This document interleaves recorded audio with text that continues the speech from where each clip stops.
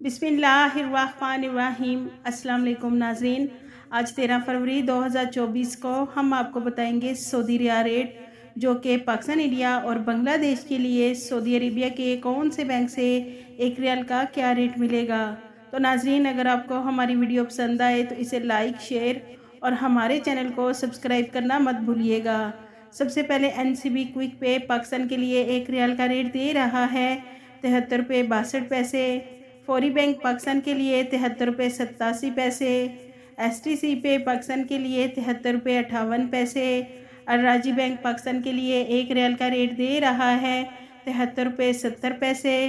Western union Pakistan के लिए 73 रुपये 90 पैसे।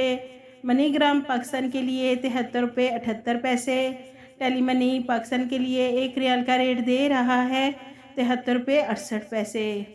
इंडिया के लिए NCB क्विक पे एक रियाल का रेट दे रहा है 21 रुपये 76 पैसे।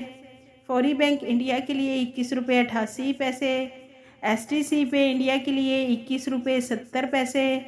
अलराजी बैंक इंडिया के लिए एक रियाल का रेट दे रहा है 21 रुपये 72 पैसे।